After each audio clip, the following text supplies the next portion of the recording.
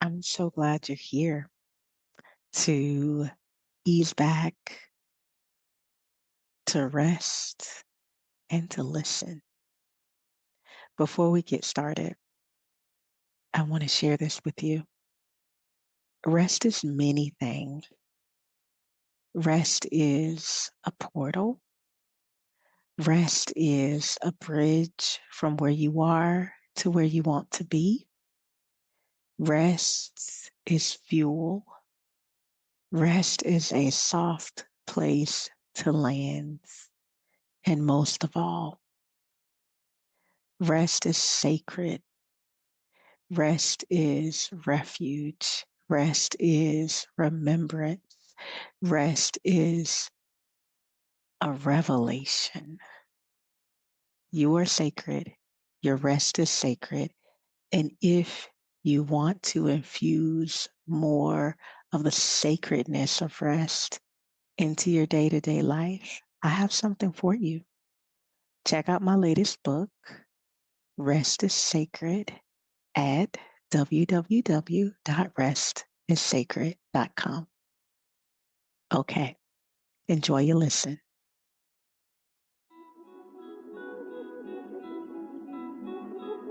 Welcome to Leaders Devoted to Rest, where we explore how rest is a sacred practice that awakens both possibility and power within you.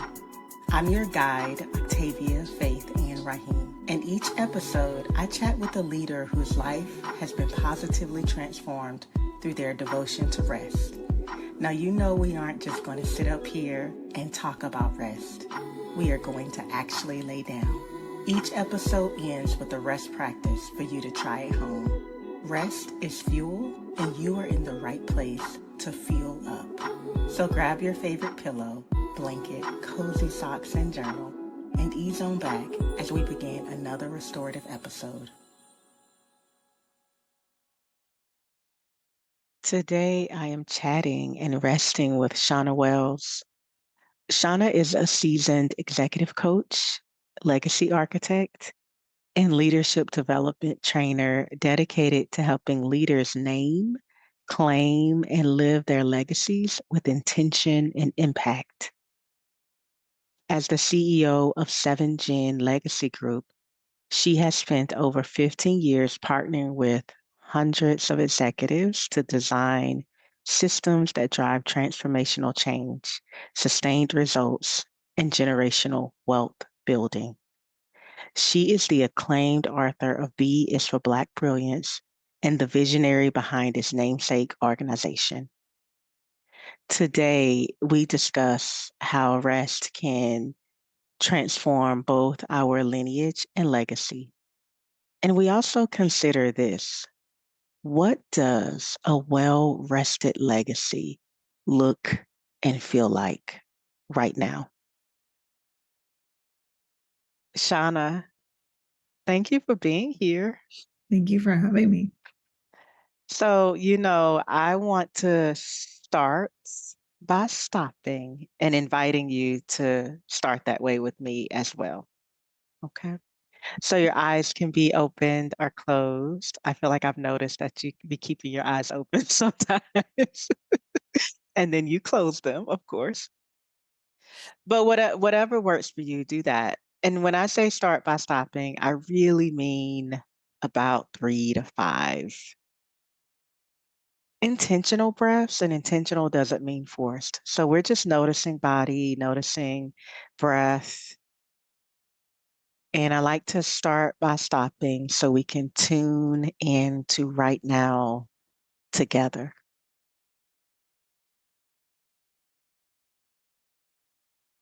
Receive the next inhalation in through the nose. And if it feels right, exhale with a sigh. And whenever you're ready, if you closed your eyes, you open them. And now we begin. Mhm. Yeah. So tell us who you are and tell us where you're arriving from. Mhm. Okay. My name is Shawna Wells, and I'm arriving from I am arriving from a rested space. Um, I'm arriving from a creative morning. I'm arriving from laughing with a 2-year-old and a 7-year-old. I'm arriving from a messy desk, as you observed. Um, and this isn't the way you phrased the question, but today I am arriving as me. Mhm. Tell me more about me. Me? Yeah, I know. You said I'm arriving as me. Who is me? What does that mean? I didn't want the follow-up question, but I would say, you know, there are all these like layers to the self. I think I'm always my 10-year-old self. I'm always my 15-year-old self. There are days where I push those smaller versions of me away, but today they all feel awake. They're like a chorus. We're all talking to one another. And so me is a little quirky and a little giddy. It's slightly today disorganized. And also practicing inside of both companies that I run and practicing inside of being a mom and a partner and a friend. So I've come in contact with all of those today in really gentle collisions. So that's the me that's arriving. Oh, and I gave the ancestors a new glass of water this morning. So they're here too. Fresh water. Fresh water. Ashe. I just heard a wholeness. I'm arriving whole. Mhm. Yeah. Thank you for answering the follow-up question that you did not want. Can I ask you how you define rest? Yes. To me, rest is a presence. It's like a understanding of what fuels the soul. So when I first started practicing rest with intention, I thought it was about sleeping. Mhm. And actually, for me, sleep is a little bit of a defense mechanism. If something's hard, I go to sleep. And so when I first started practicing rest, I'd be like, yes, I can go to bed. I love that. But I would still wake up tired. And so, sleep is not synonymous with rest always. And, for me, rest became this idea of arriving with presence and intention. How do I rest in this moment or in this exercise or in this activity? And how does it help me fuel who I am and what I am trying? And I think I'm always trying who I'm trying to be inside of my work, inside of my lineage, inside of my legacy. So for me, rest is fuel. It's the pattern of fuel over and over again in whatever I'm doing and being present to that doing and being. Um, Mhm. I say that too. I'm like, I remember the moment it dropped in, I was like, "Woo, this is some good fuel right here." yes. Yes. Yes. And thank you for lifting up that sometimes we're checking out with sleep and sleep isn't always restorative. Right. And when we live a waking life that is unrested, it is often that sleep is not enough. We'll be in this cycle of I cannot get enough sleep. And that is part of it. It's like there's no space inside the waking life for intentional pauses. And the body's like trying to do too much in its sleep still. Yeah. So what has rest as fuel awakened in terms of possibility um, and potential within you? And maybe I'll back up a little bit and just say that there's a lot of, this is like a part of my like thesis theory and practice, right? There's a lot of potential beneath the surface that Mm, gets shrouded over by exhaustion and busyness. And so when we start resting, and I see this in my rest coaching practice is resting, waking up people to this other possibility or remembering a dream or even just untapped potential because they Mm. stop being so tired. So I'm curious, what has rest awakened or fueled within your life? Any context you want to give, you could give this morning as the context, or the Yeah, week, or the year, or yeah. the life. I as you were asking me this question, the imagery that you gave around being tired or being busy as the barrier to being at rest, I think is really important, right? Because there's this pressure that I know I feel as a Black woman in the world trying to build new realities, new legacies, trying to like, I'm holding, there's this meme out there that's like, I got to pay attention to my ancestors and I got to walk with my kids and I got to drink water and I got to all before 9 o'clock. And it's like, yeah, you do Yep. actually. And I think what we can do is pile on the obligations or the definitions that other people have given us to be in the world. And that is, well, let me say it here, exhausting and a tired practice. And so, what rest has given me is actually the awakening to possibility in a way that feels beautifully disruptive. And what I mean by that is, I'm an executive coach inside of organizations and alongside leaders thinking about legacy. What's the legacy we aim to live and leave? And how might that be different than the definition of legacy we've had before? And that before starting to teach on it, walk alongside, practice it, I actually had to come to it.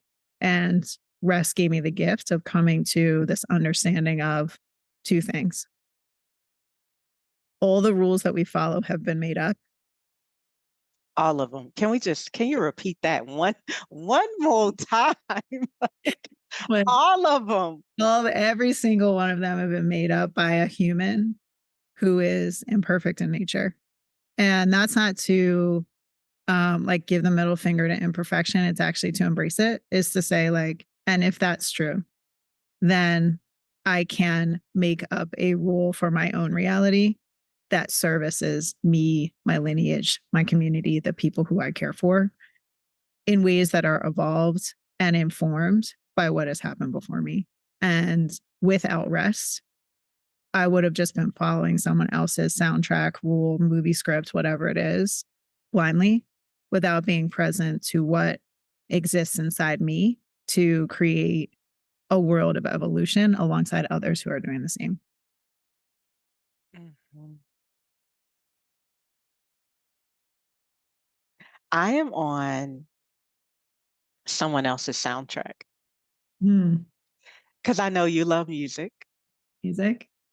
And I'm like, what's a song you was dancing to that was on somebody else's soundtrack? You're like, this ain't even my jam. And I'm over here rocking to it. It's a little tangent, but I'm like, what?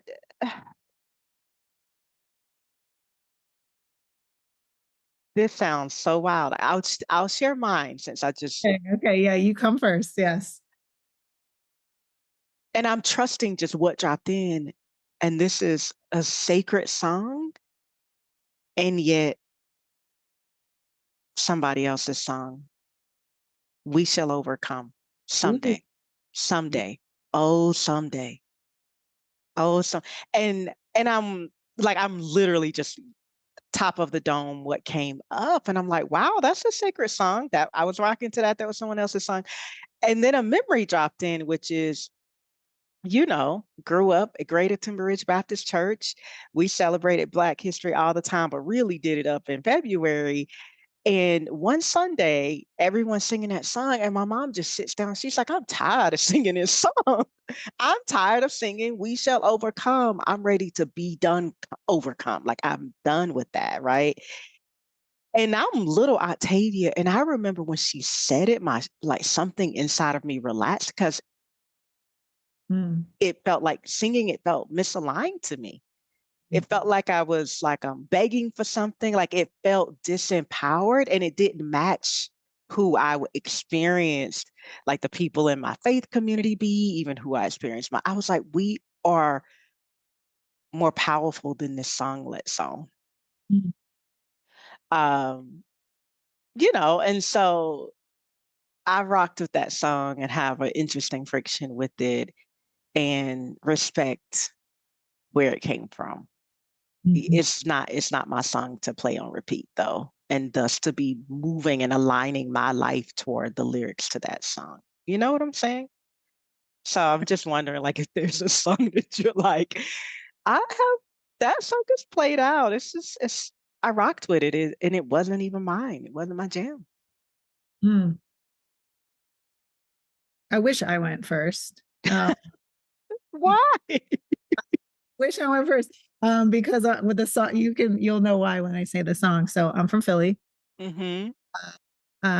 Born and raised outside in the Northeast, but in my adult life lived there for many years, and I'm a proud Philadelphian and a 76ers fan. Trust the process. Anyway, my song, "Eye of the Tiger," and because Rocky. Uh, but the reason I pick it is that's why I wish you went first, because I'm like, doesn't feel as deep. The reason I pick it is because I think, I grew up in Philly. I went to high school in New Jersey. That was so it's like a song that everybody would pick up and be like, yeah, the Tiger. And it would be an energizing song, one that people would use to like hype them up, get them ready for life, all those things. But when you read the lyrics, it's actually like, this is going to be sacrilegious to some of my friends, but they're not saying anything. And I don't like it. I don't like the beat. It's actually like disruptive to my heart when it happens. Mm-hmm.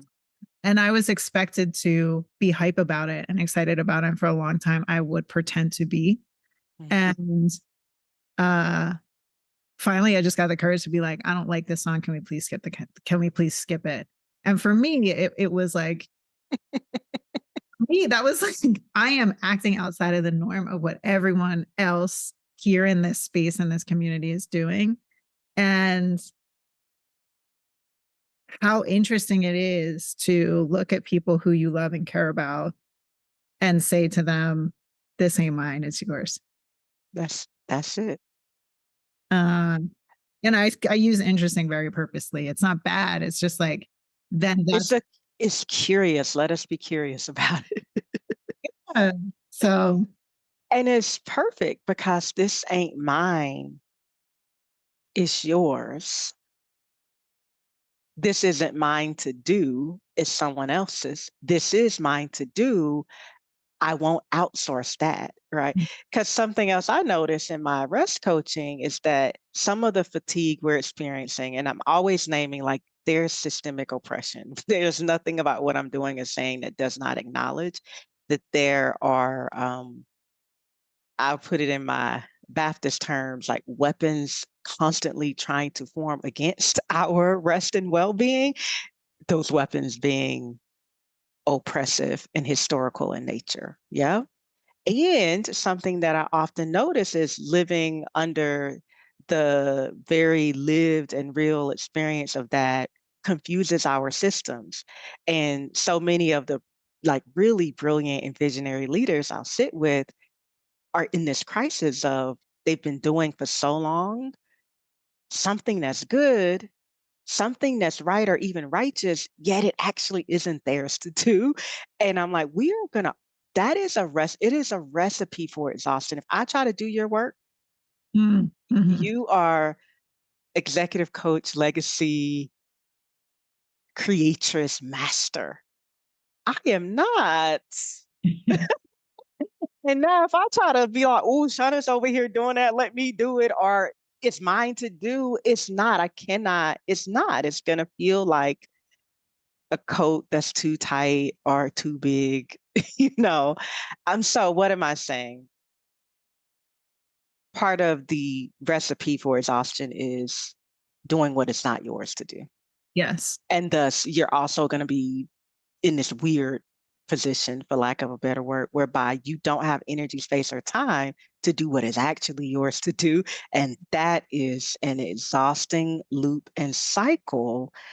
And it's also very unfulfilling, and disappointing. And so I'm just curious for you, what are you committed to not doing? I always say, what are you not fitting to do Yeah. as a leader, as a human, as a being? And then the not doing also does create this really beautiful, nourishing, creative place of possibility for you to do what is yours to do. So what are you committed to not doing? And then what are you committed to doing or devoted to doing? Mm. So I'm committing not to run a marathon. I'm just gonna say I'm not doing it. And I ran track, all the things. I'm not running a marathon. So that's the first thing that pops into my head that I felt like I needed to say out loud. I think the other thing that I committed to a long time ago is um, I'm committed to not separating work and life. And that might be controversial for some folk, but what I have then committed to is this idea that I'm all one person. I refuse to believe that I have to put a mask on when I walk through a set of doors or into um, a space that people would deem as work. I'm just not going to do it. And because the act of doing it is pretty exhausting. And so you will see me here and you will see me out in these work streets, and I will be the same human. I'm committed to not straightening my hair. And I mean, maybe every once in a while just to see how long it's gotten, but but I will not put a relaxer in my hair ever again. And I'm pretty committed to doing that. And not pretty, I am committed to doing that. And I named that because it was a version of me that was shape-shifting to fit a definition that I thought I had to embody. And so then if we take that definition further, that's how I think we get to things we have no business doing, is figuring out, well, how are we shape-shifting or trying to fit into someone else's narrative. How'd you arrive at the discern? How are you discerning what's not yours and what is yours?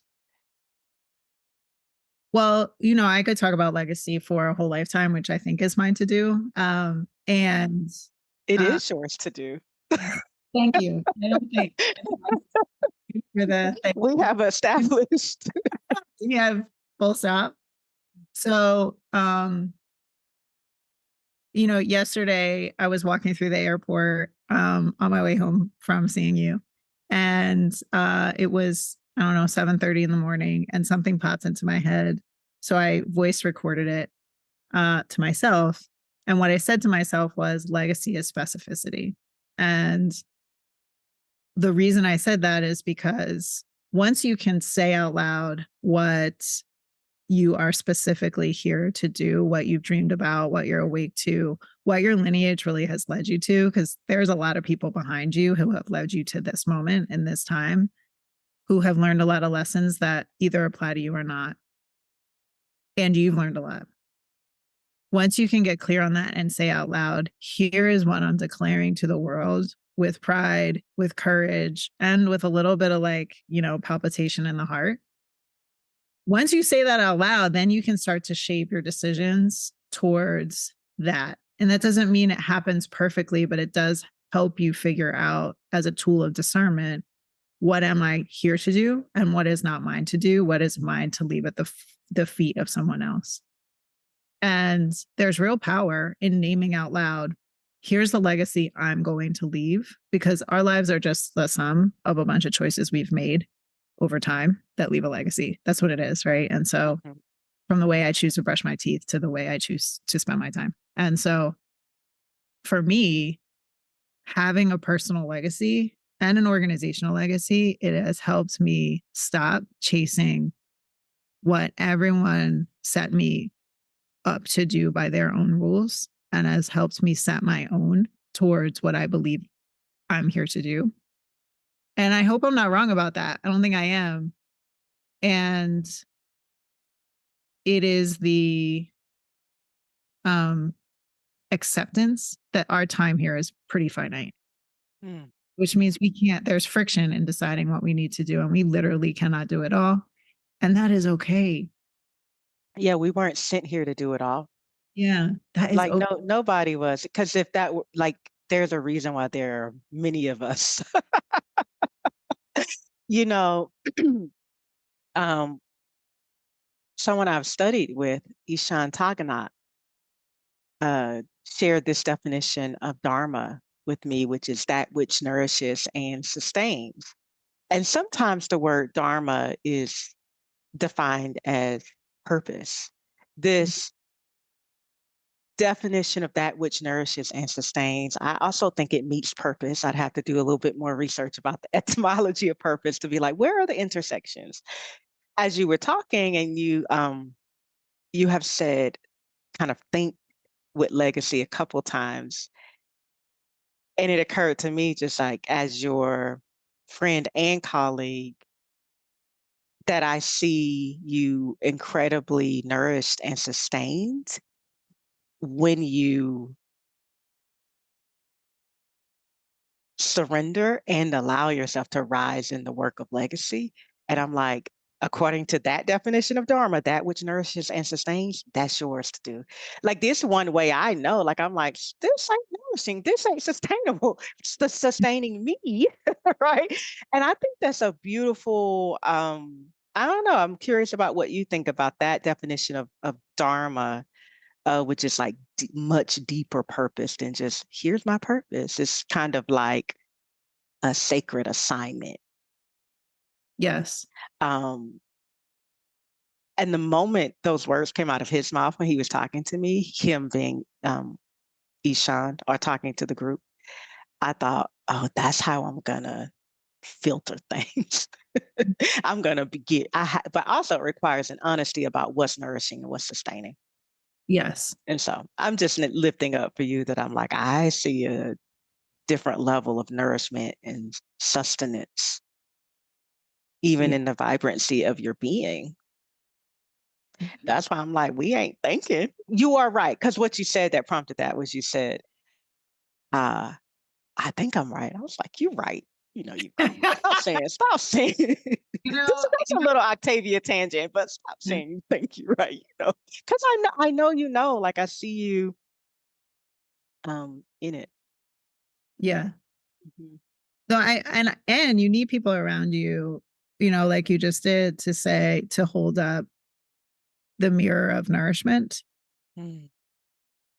And what I've found in our work of legacy, but also the work of rest, is that oftentimes people are mirroring back to you when you are not nourished and you are not tired. They're often in reciprocity or in agreement of busy or of exhausted. I'm exhausted, you're exhausted. How are you tired? How are you busy? Right? We're doing that back and forth. And I wonder what it would mean to, if I asked you, Octavia, how are you? And you said back to me, nourished. And I said back to you, nourished, how that might change the way that we see each other and we see the world and the opportunities inside of it.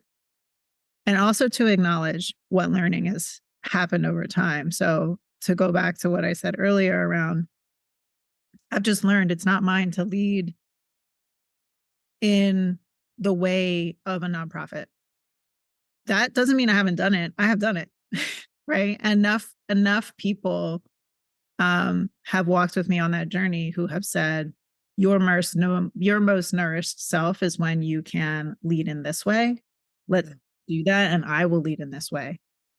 And you said we're not meant to do the work alone, and we really aren't, right? We're meant to be able to link arms with one another and walk together to do our parts. And that in itself is nourishing, that I can trust that, Octavia, you got this over here and I've got this over here, and we've got this together. Mm. So when I hear, and I really picked up on the word nourishing, because I think it's a very powerful relationship to what we choose to devote our lives to over time. Mm-hmm. Do you find rest healing? Hmm. I'm sitting with it because I find it healing and something else. And I'm not sure I have for it, right? I find it healing in that when I think of healing, there's been a cut or a scar or something that is severed by relationship with nourishment. Do I find it healing? Yes. I also find it to be bold or emboldening, uh, in that it's not just about, it's not healing, I think brings us back to neutral ground. Then it's like, once you are healed, there's something else that rest can do. Perhaps it's propel. That's the word. It's healing and propelling. Yeah, I thank you for saying that, healing and propelling. Yeah, when you were talking, the word that dropped in for me is disruptive, Mm. which is different than what you were saying, because I've been thinking about rest and generational cycles of rest and exhaustion. And I'm like, rest both heals cycles and disrupts cycles and propels new cycles. And I'm wondering what, if anything, you would say is healing in your lineage and thus propelling forward in your legacy. What a beautiful question. So, this is true for me and many folks that we work with. So much of my lineage was built on working hard. I have a long lineage of people who worked so hard to get to where they needed to go. And in fact, when I say hard, I don't mean put a lot of effort. I mean hard in that they scraped themselves up by trying to accumulate a lot of things that on paper we say would lead to happiness. And it did not emerge in that way. And I get the picture of like people working themselves to the bone, you know? And I also work hard. It has gotten me where, where I am. And I'm grateful for the trait. And I had a period of time where I was addicted to it because that was the only definition of a success that I had was to work hard. That's how I was rewarded in my family. That's how we are rewarded in the world. It's like, you worked hard at that. Good job. Mm. And for me, my work is to not feel disappointed by slowing down and to heal that for myself and then to invest time in maybe you get creative about one thing instead of 50. And then to be able to set the foundation of that for the children that are mine and my household, also for the children that we support and serve from BS for Black Brilliance to the children that I sit with in community with. So that the next generation, I often said to my team when I was working in schools, yo, we do this work for the generation to come. There are Mm. kids in these seats today who will be adults tomorrow. And so whatever seed planting we're doing is for their children and their children's children and their children's children beyond that. That's true for us too, right? And so as I think about this question you're asking me around what has it done for my legacy? It has given me the chance to see what is possible if I can give myself the gift of concentration and presence to something with ease, with care, and with creativity. And I don't know if that is 100% true for the people who have come before me. They just did because they had to. And I think there were a lot of things that they had to put down because of that. Mm. A lot of when you were talking, it was kind of like a stream. You know this about me. someone just listening, they can't see what my hands are doing, but I saw things that wanted to come forward that didn't have space to flow forward with ease. Mm. Not because so sometimes we're like, I'm aware of whose shoulders I'm standing on. I'm aware of all that was behind me. And we become imprisoned in that awareness. And like that means I can only replay or reproduce that pattern or trait. Not that what is behind me is rooting for me to change the station, to shift the song. You don't have to sing that song anymore. You don't have to be in that rhythm anymore. And it was rest that woke me up to like, oh, I won't be disappointing my ancestors if I play. Yes. Yeah. If I just savor, if I slow down, right? And then one of my devoted students of rest said to me one day, my ancestors rejoice when I rest. Mm. And I say, yeah, that's right. Not just when I receive or get this thing done or am made visible in this one way. They probably rejoice. I'm sure the rejoicing's happening then. And I'm like, there's a quiet celebration somewhere in the cosmos happening when we rest. Um, that's what I believe. Yes. Yeah. So I wanted to have restored these conversations I'm having with leaders like you. So thank you for being here. Feels so restorative to me. I hope whoever hears them feels something click into place when they listen. Or maybe something wiggle out of place that didn't need to be there, right?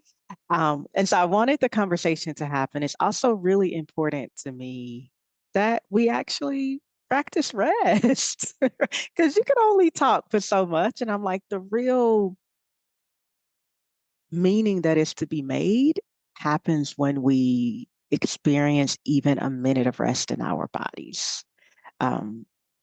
Because it's not just a theory, it is something that must be practiced. So that's just a lot of words to say. Will you rest with me? An honor. It would be.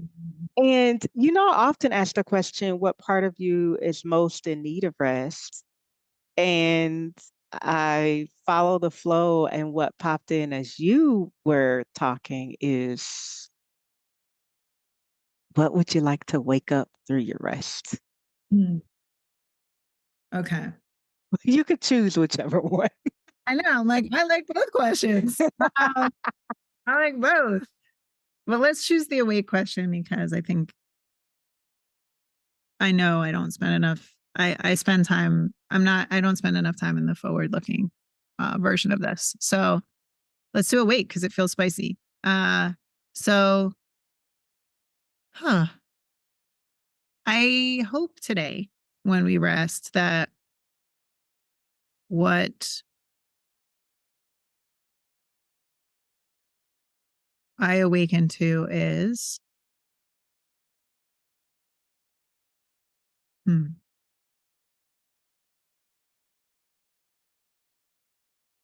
let's say spirituality. Listening to spirituality, Mhm. listening to spirituality, listening to the unseen. Okay. Yeah. So you can stay on camera, you can go off, you can lay down, whatever supports your listening, do that. Okay. I'm going to go off camera. Okay. I'm going to lay down because it feels disruptive to a work day. Come on now. Let's do it. Hopefully, it gives permission for somebody to kick off their shoes. Okay. Great. Go ahead. Yep. So awakening,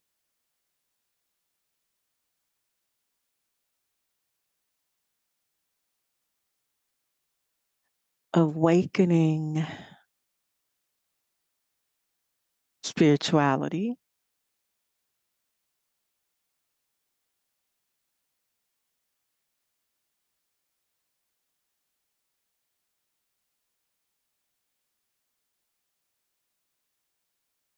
So we'll start with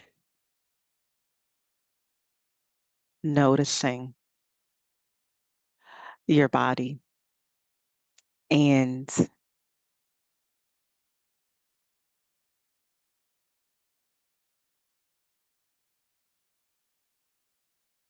something's already awake because you made two choices to go lay down, to turn the camera off, and to go and lay down.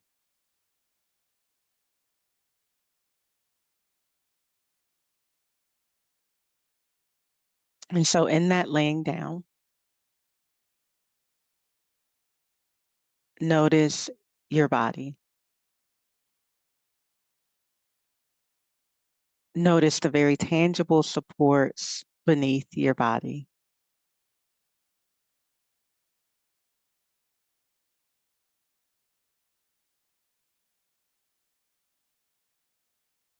The very tangible support beneath that. So we're noticing the floor, but then we're noticing foundation of building. Then we're noticing underneath that earth.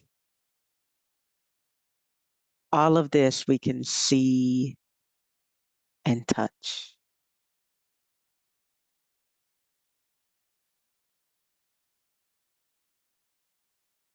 And then begin to notice your breath.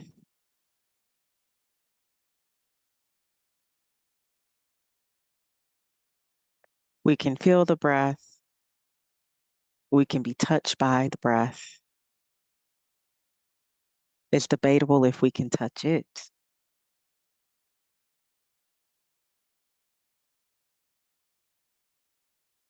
And it is also rare that we can see the breath, yet here it is, and it is vital to our existence.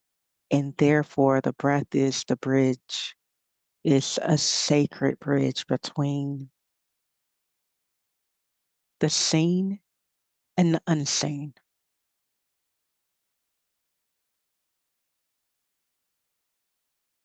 The touchable and the untouchable, yet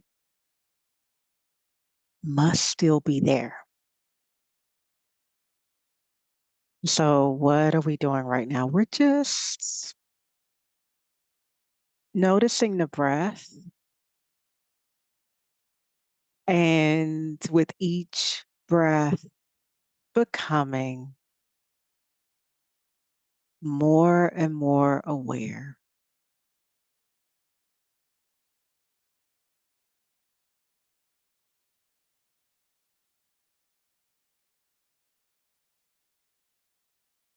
That the breath dances between the seen and the unseen.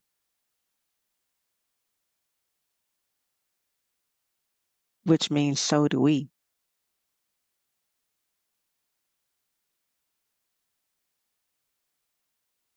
Follow the next inhalation as far in as you can without straining or forcing. And then follow the next exhalation as far out as you can without struggling and grasping.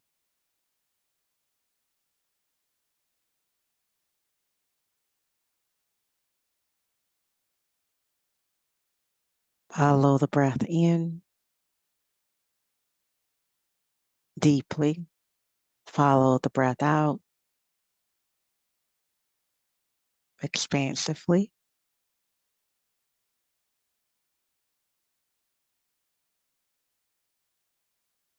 Then the invitation here is to feel into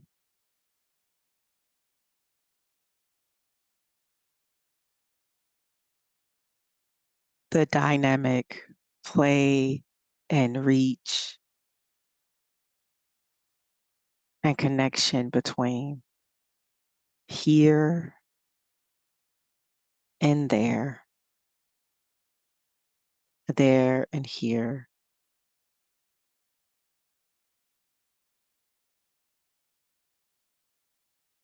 Rootedness, expansion, seen and unseen.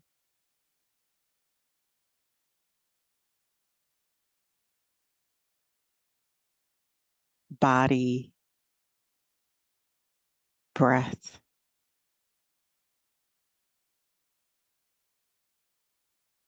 Spirit.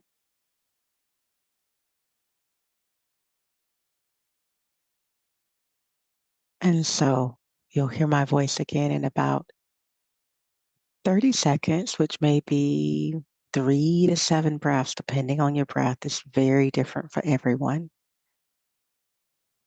You're just following the breath in and out.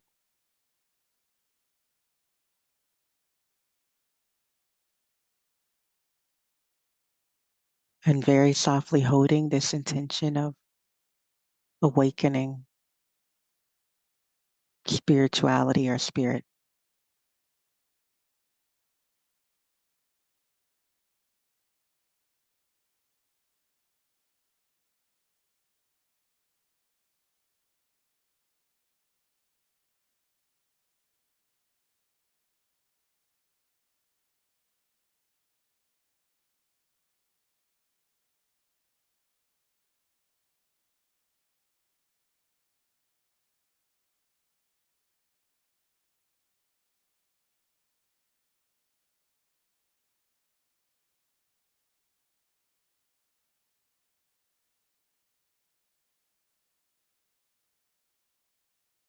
And now notice body. Notice body being held by much that we can see, you can feel, and much that can't see yet, likely can feel. And then notice your breath.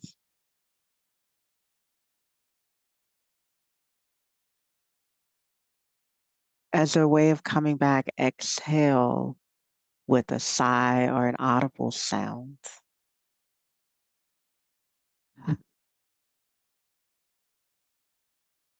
When it feels right, you bring movement back into your body. The smallest movement. And then you pause for just another beat or second. What do you know now? What do you notice now? And then you take your time coming back. When you're ready, you can journal, you can free write, you can simply sit and notice what's awake. What's awake for you now?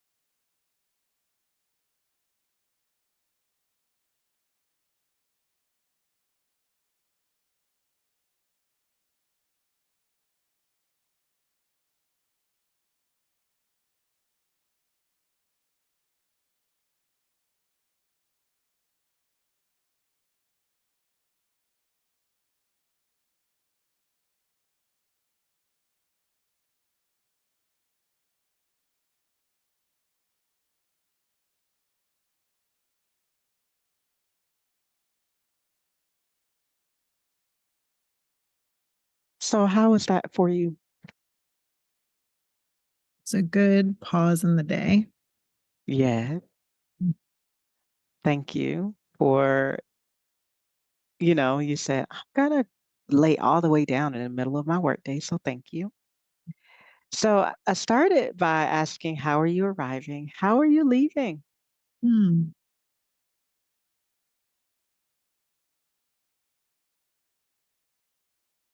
I'm leaving content.